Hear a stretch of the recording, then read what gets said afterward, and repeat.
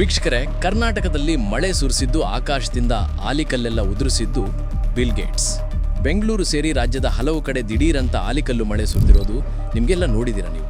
ಕರ್ನಾಟಕ ಕಾಶ್ಮೀರ ಥರ ಆಗಿದೆ. ಸುಡೋ ಬಿಸಿಲಿಗೆ ಬೆಂದು ಬೆಂಡಾಗಿದ್ದ ಜನರಿಗೆ ಆಹಾ ತಂಪು ಅಂತಾಗಿತ್ತು. ಪಾಪ ರೈತರಿಗೆ ಕಷ್ಟ ಆಗಿತ್ತು, ಬೆಳೆ ಎಲ್ಲ ಹಾನಿಯಾಗಿ. ಆದರೆ ಈಗ ಹೊಸ ಥಿಯರಿಗಳು ಬರ್ತಾ ಇದ್ದಾವೆ. ಮಳೆಯ ಖುಷಿ ಕೇವಲ ಕೆಲವೇ ಗಂಟೆಗಳಲ್ಲಿ ದೊಡ್ಡ ಆತಂಕಕ್ಕೆ, ಭಾರಿ ಚರ್ಚೆಗೆ ಕಾರಣ ಆಗಿದೆ. ಕಾರಣ ಅಮೆರಿಕದ ಕುಬೇರ, ಮೈಕ್ರೋಸಾಫ್ಟ್ನ ಸಂಸ್ಥಾಪಕ ಬಿಲ್ ಗೇಟ್ಸ್. ನಿಮ್ಮ ವಾಟ್ಸಾಪ್, ಇನ್ಸ್ಟಾಗ್ರಾಮ್ಗಳಲ್ಲಿ ಈಗ ಇದೇ ದೊಡ್ಡ ಚರ್ಚೆ. ಅಮೆರಿಕದಲ್ಲಿ ಕೂತು ರಿಮೋಟ್ ಕಂಟ್ರೋಲ್ ಮೂಲಕ ಕರ್ನಾಟಕದ ಮೇಲ್ಗಡೆ ಬಿಲ್ ಗೇಟ್ಸ್ ಹೇಳಿ ಮಳೆ ಸುರಿಸ್ತಾ ಇದ್ದಾರೆ ಅಂತ ಹೇಳಿ, ಆಲಿಕಲ್ಲೆಲ್ಲ ಉದುರಿಸದವರೇ ಅಂತ ಹೇಳಿ, ಇದು ಕೃತಕ ಮಳೆ, ಕೆಮಿಕಲ್ ಮಳೆ ಅಂತ ಹೇಳಿ ಸಾವಿರಾರು ಮೆಸೇಜಸ್ ಫಾರ್ವರ್ಡ್ ಆಗ್ತಾ ಇದ್ದಾವೆ. ಹಾಗಿದ್ರೆ ಬಿಲ್ ಗೇಟ್ಸ್ ನಿಜಕ್ಕೂ ನಮ್ಮ ವಾತಾವರಣವನ್ನು ರಿಮೋಟ್ ಕಂಟ್ರೋಲಲ್ಲಿ ಕಂಟ್ರೋಲ್ ಮಾಡೋಕ್ಕಾಗ್ತಾ ಇದೆಯಾ? ಅಮೆರಿಕದ ಎಕ್ಸ್ಪೆರಿಮೆಂಟ್ಗೂ ಈ ಮಳೆಗೂ ಸಂಬಂಧ ಇದೆಯಾ? ಅಷ್ಟಕ್ಕೂ ಏನಿದು ಸ್ಕೋಪೆಕ್ಸ್ ಪ್ರಾಜೆಕ್ಟ್? ಬನ್ನಿ, ಈ ವರದಿಯಲ್ಲಿ ರಾಜ್ಯದಲ್ಲಿ ತೀವ್ರ ಚರ್ಚೆ ಆಗ್ತಿರೋ ಈ ವಿಚಾರದಲ್ಲಿ ಸತ್ಯ ಏನು, ಸುಳ್ಳೇನು, ಕಥೆ ಏನು ಎಲ್ಲವನ್ನ ಅರ್ಥ ಮಾಡ್ಕೊಳ್ತಾ ಹೋಗೋಣ. ಪ್ರಕೃತಿಯ ನಿಜವಾದ ಆಟ ಏನು ಅನ್ನೋದನ್ನು ಕೂಡ ನಿಮ್ಗೆ ಆವಾಗ ಅರ್ಥ ಮಾಡಿಸೋಕೆ ಸಾಧ್ಯ ಆಗುತ್ತೆ. ಸ್ನೇಹಿತರೆ, ಕಾನ್ಸ್ಪಿರಸಿ ಥಿಯರಿ ಅಂದರೆ ವದಂತಿ ಹುಟ್ಕೊಂಡಿದ್ದಾದ್ರೂ ಹೇಗೆ ಅಂತ ನೋಡಬೇಕು. ಕೆಲ ದಿನಗಳ ಹಿಂದೆ ದಿಢೀರಂತ ದಿಲ್ಲಿಯಲ್ಲಿ ಮಳೆ ಆಯಿತು. ಬೆನ್ನಲ್ಲೇ ಬೆಂಗಳೂರು ಸೇರಿ ರಾಜ್ಯದ ಹಲವು ಕಡೆ ದಪ್ಪ ಆಲಿಕಲ್ಲುಗಳು ಉದುರಿದು. ನಗರದಲ್ಲಿ ಅಷ್ಟು ಐಸು. ಈ ಸುಡು ಬೇಸಿಗೆಯಲ್ಲಿ, ಈ ಅನ್ಸೀಸನ್ನಲ್ಲಿ ಮಳೆ ಶುರುವಾಗ್ತಿದ್ದ ಹಾಗೆ, ಆಲಿಕಲ್ಲು ಉದುರ್ತಾ ಇದ್ದ ಹಾಗೆ ಸೋಷಿಯಲ್ ಮೀಡಿಯಾದಲ್ಲಿ ಕೆಲವರು ಕತೆ ಹರಡಕ್ಕೆ ಶುರು ಮಾಡಿದ್ರು. ಅವರ ಪ್ರಕಾರ ಹವಾಮಾನ ಬದಲಾವಣೆ ರಿಸರ್ಚ್ಗೆ ಅಂತ ಬಿಲ್ ಗೇಟ್ಸ್ ಕೋಟ್ಯಾಂತರ ರೂಪಾಯಿ ಫಂಡ್ ಮಾಡಿದ್ದಾರೆ. ಅವರು ಸ್ಕೋಪೆಕ್ಸ್ ಅನ್ನೋ ಪ್ರಾಜೆಕ್ಟ್ ಮೂಲಕ ಆಕಾಶಕ್ಕೆ ಕೆಮಿಕಲ್ ಸ್ಪ್ರೇ ಮಾಡ್ತಿದ್ದಾರೆ. ಅದಕ್ಕೆ ದಿಲ್ಲಿ, ಬೆಂಗಳೂರಲ್ಲಿ ಏಕಾಏಕಿ ಈ ರೀತಿ ಮಳೆ ಆಗಿದೆ. ಮಾರ್ಚ್ನಲ್ಲಿ ಅವರು ಮಿನಿ ಮಾನ್ಸೂನ್ ಸೃಷ್ಟಿ ಮಾಡಿದ್ದಾರೆ ಅಂತ ಹೇಳೋಕೆ ಶುರು ಮಾಡಿದ್ರು. ಈ ಫೇಕ್ ಮೆಸೇಜ್ಗಳಲ್ಲಿ ಬಹಳ ಬುದ್ಧಿವಂತಿಕೆಯಿಂದ ಕೆಲವರು ಇಂಗ್ಲಿಷ್ ಪದಗಳನ್ನು ಬಳಸಿದ್ದಾರೆ. Fake rain, artificial rain, chemtrails, chemical spraying, sun dimming, ಹೀಗೆ ಸಾಮಾನ್ಯ ಜನರಿಗೆ ಅರ್ಥ ಆಗದ ಆದರೆ ಕೇಳೋಕೆ ಸೈಂಟಿಫಿಕ್ ಅನಿಸೋ ಪದಗಳನ್ನು ಬಳಸಿ ಜನರ ತಲೆಗೆ ಇಲ್ಲದ ಹುಳವನ್ನು ತುರುಕಿದ್ದಾರೆ. ನಮ್ಮ ವಾತಾವರಣವನ್ನ ಬಿಲ್ ಗೇಟ್ಸ್ ರಿಮೋಟಲ್ಲಿ ಕಂಟ್ರೋಲ್ ಮಾಡ್ತಿದ್ದಾರೆ, ಇದು ಮನುಷ್ಯರೇ ಸೃಷ್ಟಿ ಮಾಡಿರೋ ಕೃತಕ ಮಳೆ ಅಂತ ಜನ ಕೂಡ ನಂಬೋಕೆ ಶುರು ಮಾಡಿಬಿಟ್ರು. ವಾಟ್ಸ್ಆ್ಯಪ್ನಲ್ಲಿ ಇದೇ ಸ್ಟೇಟಸ್ ಹಾರಾಜಿಸಿತು. ಆದ್ರ ಸ್ನೇಹಿತರೆ, ಇದರ ಸತ್ಯ ಏನ್ ಗೊತ್ತಾ? ಇಲ್ಲಿ ಬಿಲ್ ಗೇಟ್ಸ್ ಹೆಸರೇ ಯಾಕೆ ಬಂತು ಅಂತ ಹೇಳಿ, ಅದಕ್ಕೆ ಅಸಲಿ ಕಾರಣ ಏನು, ಅದನ್ನು ನಾವು ಚೆಕ್ ಮಾಡ್ತಾ ಹೋಗೋಣ. ಅಮೆರಿಕದ ಫೇಮಸ್ ಹಾರ್ವರ್ಡ್ ಯೂನಿವರ್ಸಿಟಿ ಮಾಡಿರೋ ಒಂದು ಪ್ರಾಜೆಕ್ಟ್ ಸ್ನೇಹಿತರೆ, ಸ್ಕೋಪೆಕ್ಸ್ ಅಂತ ಅದರ ಹೆಸರು. ಸ್ಟ್ರಾಟೋಸ್ಪಿಯರಿಕ್ ಕಂಟ್ರೋಲ್ಡ್ ಪರ್ಟರ್ಬೇಷನ್ ಎಕ್ಸ್ಪೆರಿಮೆಂಟ್ ಅಂತ. ಇದೊಂದು solar Jio engineering experiment. Simple ಆಗಿ ಹೇಳಬೇಕು ಅಂದರೆ ಇದನ್ನ ಸನ್ ಡಿಮ್ಮಿಂಗ್ ಅಂದರೆ ಸೂರ್ಯನ ಬೆಳಕನ್ನೇ ಮಂಕಾಗಿಸೋ ಟೆಕ್ನಾಲಜಿ ಅಂತಲೂ ಕರೀತಾರೆ. ಇದರ ಕಾನ್ಸೆಪ್ಟ್ ತುಂಬ ಸಿಂಪಲ್ ಇದೆ. ಈಗ ವಾತಾವರಣದಲ್ಲಿ ಕಾರ್ಬನ್ ಡೈಆಕ್ಸೈಡ್, ಮೀಥೇನ್, ನೈಟ್ರೋಜನ್ ಆಕ್ಸೈಡ್ನಂಥ ಗ್ರೀನ್ ಹೌಸ್ ಗ್ಯಾಸಸ್ ಜಾಸ್ತಿ ಆಗ್ತಿದೆಯಲ್ಲ, ಇದರಿಂದ ಸೂರ್ಯನ ಶಾಖ ಭೂಮಿಗೆ ಬಂದು ಇಲ್ಲೇ ಲಾಕ್ ಆಗಿ ವಾಪಸ್ ರಿಫ್ಲೆಕ್ಟ್ ಆಗಿ ಹೋಗಿದೆ. ಇಲ್ಲೇ ಲಾಕ್ ಆಗ್ತಿರೋದ್ರಿಂದ ಟೆಂಪ್ರೇಚರ್ ಏರ್ತಾ ಇದೆ. ಇದನ್ನು ಕಂಟ್ರೋಲ್ ಮಾಡೋಕೆ ಹಾರ್ವರ್ಡ್ ಸೈಂಟಿಸ್ಟ್ಗಳು ಒಂದು ಮಾಸ್ಟರ್ ಪ್ಲಾನ್ ಮಾಡಿದರು.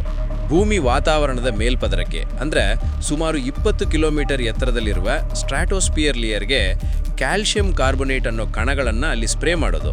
ಈ ಕ್ಯಾಲ್ಶಿಯಂ ಕಾರ್ಬೋನೇಟ್ ಅಂದರೆ ಬೇರೆ ಏನೂ ಅಲ್ಲ, ನಾವೆಲ್ಲ ಬಳಸೋ ಸೀಮೆ ಸುಣ್ಣ ಇಲ್ಲ, ಅಥವಾ ಸುಣ್ಣದ ಕಲ್ಲಿನ ಪುಡಿ ಅಂತ ಅಂದ್ಕೊಳ್ಳಿ. ಈ ಪುಡಿನ 20 ಕಿಲೋಮೀಟರ್ ಎತ್ತರದಲ್ಲಿ ಸ್ಪ್ರೇ ಮಾಡಿದ್ರೆ ಅದು ಆಕಾಶದಲ್ಲಿ ತೆಳುವಾದ ಲೇಯರ್ ಥರ ಒಂದು ರೀತಿ ದೊಡ್ಡ ಅಂಬ್ರೆಲ್ಲಾ ಥರ ಆಗುತ್ತೆ, ಹಿಡ್ದಂಗಾಗತ್ತೆ. ಆಗ ಸೂರ್ಯನಿಂದ ಬರೋ ಬಿಸಿಲು ಈ ಲೇಯರ್ ಮೇಲೆ ಬಿದ್ದು ಭೂಮಿಗೆ ಬರೋ ಬದಲು ವಾಪಸ್ ಬಾಹ್ಯಾಕಾಶಕ್ಕೆ ರಿಫ್ಲೆಕ್ಟ್ ಆಗುತ್ತೆ. ಸುಮಾರಷ್ಟು ಶಾಖ ಅದರಿಂದ ಭೂಮಿಗೆ ತಟ್ಟೋದು ತಪ್ಪಿ ಆಟೋಮ್ಯಾಟಿಕಲಿ ಭೂಮಿಯ ಟೆಂಪ್ರೇಚರ್ ಸ್ವಲ್ಪ ಕೂಲಾಗೇ ಇರುತ್ತೆ.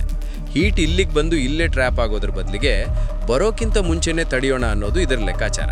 ಸ್ನೇಹಿತರೆ, ಯಾವುದಾದ್ರೂ ದೊಡ್ಡ ಜ್ವಾಲಾಮುಖಿ ಸ್ಫೋಟ ಆದಾಗ ಅದರ ಬೂದಿ ಆಕಾಶದಲ್ಲಿ ಸೇರಿಕೊಂಡು ಭೂಮಿಯ ಟೆಂಪರೇಚರ್ ಕಮ್ಮಿ ಆಗಿರೋ ಎಕ್ಸಾಂಪಲ್ಸ್ ಇದಾವೆ. ಇದೇ ನ್ಯಾಚುರಲ್ ಪ್ರೋಸೆಸ್ನ ಆರ್ಟಿಫಿಷಿಯಲ್ ಆಗಿ ಮಾಡಕ್ಕೆ ಹೊರಟಿದ್ದೆ ಈ ಸ್ಕೋಪೆಕ್ಸ್. ಹಾಗಿದ್ರೆ ಇದಕ್ಕೂ ಬಿಲ್ ಗೇಟ್ಸ್ಗೂ ಎಲ್ಲಿ ಲಿಂಕ್ ಅಂತ ಕೇಳಿದ್ರೆ, ಈ ಬೃಹತ್ ರಿಸರ್ಚ್ಗೆ ಫಂಡಿಂಗ್ ಕೊಟ್ಟಿದ್ದು, ದುಡ್ಡು ಕೊಟ್ಟಿದ್ದು ಅದರಲ್ಲಿ ಬಿಲ್ ಗೇಟ್ಸ್ ಒಬ್ಬರೇ ಅಲ್ಲ, ಸುಮಾರು ಜನ ಕೊಟ್ಟಿದ್ರು. ಬಿಲ್ ಗೇಟ್ಸ್ ಕೂಡ ಒಬ್ರು. ಬಿಲ್ ಗೇಟ್ಸ್ ಬರೀ ಫಂಡ್ ಮಾಡಿದ್ದಾರೆ ಹೊರತು ಅವರಿಗೂ ಈ ಪ್ರಾಜೆಕ್ಟ್ನ ಸೈಂಟಿಫಿಕ್ ಡಿಸೈನ್ಗೂ ಕಂಟ್ರೋಲ್ಗೂ ಯಾವುದೇ ಸಂಬಂಧ ಇಲ್ಲ. ಅಷ್ಟೇ ಯಾಕೆ, ಅವರು ಇದರ ಓನರ್ ಕೂಡ ಅಲ್ವೇ ಅಲ್ಲ. ಮಳೆಗೂ ಸ್ಕೋಪೆಕ್ಸ್ಗೂ ಸಂಬಂಧವೇ ಇಲ್ಲ. ಸ್ಕೋಪೆಕ್ಸ್ ಪ್ರಯೋಗದ ಉದ್ದೇಶನೇ ಸೂರ್ಯನ ಬಿಸಿಲನ್ನ ತಡೆಯೋದು, ಮಳೆ ಸುರಿಸೋದು ಅಲ್ವೇ ಅಲ್ಲ. ಸೋಷಿಯಲ್ ಮೀಡಿಯಾದಲ್ಲಿ ಜನ ಕನ್ಫ್ಯೂಸ್ ಆಗ್ತಿರೋದೇ ಇಲ್ಲಿ. ಕ್ಲೌಡ್ ಸೀಡಿಂಗ್, ಮೋಡ ಬಿತ್ತನೆ ಮಾಡೋದು ಬೇರೆ, ಸನ್ ಡಿಮ್ಮಿಂಗ್ ಮಾಡೋದೇ ಬೇರೆ. ಸಿಲ್ವರ್ ಅಯೋಡೈಡ್ ಅನ್ನೋ ಕೆಮಿಕಲ್ನ ಕೆಳಗಿರೋ ಮೋಡಗಳ ಮೇಲೆ ಸ್ಪ್ರೇ ಮಾಡಿ ಮಳೆ ತರಿಸ್ತಾರೆ. ಅದು ನಿರ್ದಿಷ್ಟ ಜಾಗಕ್ಕೆ ಮಾತ್ರ ಸೀಮಿತ. ಆದರೆ ಸ್ಕೋಪೆಕ್ಸ್ ಪ್ರಯೋಗ ನಡೆಯೋದು ಬರೋಬ್ಬರಿ 20 ಕಿಲೋಮೀಟರ್ ಎತ್ತರದಲ್ಲಿ. ಅಲ್ಲಿ ಯಾವ ಮೋಡನೇ ಇರಲ್ಲ ಅಲ್ಲಿ. ಹಾಗಾಗಿ ಸ್ಕೋಪೆಕ್ಸ್ ಇಂದ ಮಳೆ ತರಿಸೋಕೆ ಆಗಲ್ಲ, ಆಲಿಕಾಲು ಬೀಳಿಸೋಕೂ ಕೂಡ ಆಗಲ್ಲ. ಇನ್ನೊಂದು ಶಾಕಿಂಗ್ ಸತ್ಯ ಏನು ಗೊತ್ತಾ ನಿಮಗೆ? ಜನ ಹೇಳ್ತಿರೋ ಈ ಸ್ಕೋಪೆಕ್ಸ್ ಪ್ರಯೋಗ ಸಂಬಂಧ ಇಲ್ಲ ಮಳೆಗೂ ಅದಕ್ಕೂ, ಆದ್ರೂ ಆ ಸ್ಕೋಪ್ಸ್ ಪ್ರಯೋಗನೂ ಭಾರತದಲ್ಲಿ ನಡೆದೇ ಇಲ್ಲ. 2021ರಲ್ಲಿ ಸ್ವೀಡನ್ ದೇಶದ ಕಿರುಣ ಅನ್ನೋ ಜಾಗದಲ್ಲಿ ವಿಜ್ಞಾನಿಗಳು ಫಸ್ಟು ಇದನ್ನ ಟೆಸ್ಟ್ ಮಾಡೋಕ್ಕೆ ಪ್ಲಾನ್ ಮಾಡಿದ್ರು. ಸುಮ್ಮನೆ ಒಂದು ಬಲೂನ್ ಹಾರಿಸಿ ಟೆಸ್ಟ್ ಮಾಡೋಣ ಅಂತ ರೆಡಿಯಾಗಿದ್ರು. ಆದರೆ ಪ್ರಕೃತಿಯೊಂದಿಗೆ ಈ ಥರ ಎಕ್ಸ್ಪೆರಿಮೆಂಟ್ ಮಾಡೋದು ಡೇಂಜರ್.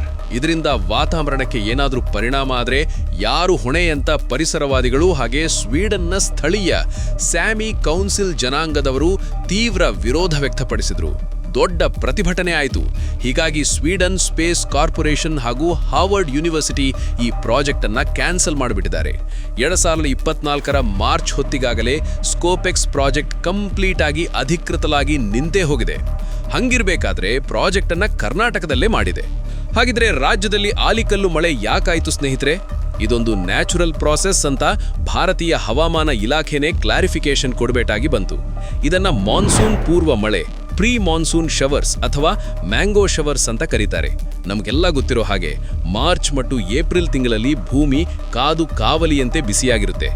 ಆವರೇಜ್ ಆಗಿ ಉಷ್ಣಾಂಶ 32ರಿಂದ 38 ಡಿಗ್ರಿ ಸೆಲ್ಸಿಯಸ್ ವರೆಗೂ ಕೂಡ ಹೋಗಿರುತ್ತೆ. ಭೂಮಿ ಬಿಸಿಯಾಗೋದ್ರಿಂದ ಗಾಳಿಯ ಒತ್ತಡ ಕಮ್ಮಿಯಾಗಿ ಆ ಬಿಸಿಗಾಳಿ ವೇಗವಾಗಿ ಮೇಲಕ್ಕೆ ಹೋಗೋಕೆ ಶುರುವಾಗುತ್ತೆ. ಅದೇ ಟೈಮ್ಗೆ ಆತ ಅರಬ್ಬಿ ಸಮುದ್ರ ಇತ್ತ ಬಂಗಾಳ ಕೊಲ್ಲಿ ಕಡೆಯಿಂದ ತೇವಾಂಶ ಇರೋ ತಂಪಾದ ಗಾಳಿ ನಮ್ಮ ರಾಜ್ಯದ ಕಡೆಗೆ ಬೀಸುತ್ತೆ. ಕೆಳಗಿನಿಂದ ಮೇಲಕ್ಕೆ ಹೋದ ಬಿಸಿಗಾಳಿ, ಸಮುದ್ರದಿಂದ ಬಂದ ತಂಪಾದ ಗಾಳಿ ಇವೆರಡು ಡಿಕ್ಕಿ ಹೊಡೆದಾಗ ವಾತಾವರಣದಲ್ಲಿ ಎಲ್ಲ ಅಲ್ಲೋಲ ಕಲ್ಲೋಲ ಅಸ್ಥಿರತೆ ಉಂಟಾಗುತ್ತೆ. ಇದರಿಂದ ದಟ್ಟವಾದ ಕ್ಯುಮುಲೋ ನಿಂಬಸ್ ಮೋಡಗಳು ಸೃಷ್ಟಿಯಾಗ್ತವೆ. ನೋಡಕ್ಕೆ ದೊಡ್ಡ ಬೆಟ್ಟೆತ್ತರದ ಮೋಡಗಳು. ಈ ಕ್ಯುಮುಲೋ ನಿಂಬಸ್ ಮೋಡಗಳು ಎಷ್ಟು ಡೇಂಜರಸ್ ಅಂದರೆ ಇವು ಆಕಾಶದಲ್ಲಿ ಸುಮಾರು 10-12 ಕಿಲೋಮೀಟರ್ ಎತ್ತರದವರೆಗೆ ಲಂಬವಾಗಿ ಬೆಳೀತವೆ. ಮೋಡ 10 ಕಿಲೋಮೀಟರ್ ಎತ್ತರಕ್ಕೆ ಹೋದಾಗ ಅಲ್ಲಿನ ಮೈನಸ್ ಟೆಂಪರೇಚರ್ಗೆ ಮೋಡ ಐಸ್ ಗಡ್ಡೆ ಆಗುತ್ತೆ. ಈ ಐಸ್ ಗಡ್ಡೆಗಳು ಮೋಡದ ಒಳಗಡೆ ಮೇನಕ್ಕೆ ಕೆಳಗೆ ರಭಸವಾಗಿ ಓಡಾಡ್ತಾ ಈರುಳ್ಳಿ ಸಿಪ್ಪೆ ಥರ ಪದರ ಪದರವಾಗಿ ಐಸನ್ನು ಅಂಟಿಸ್ಕೊಂಡು ದಪ್ಪ ಆಗ್ತವೆ.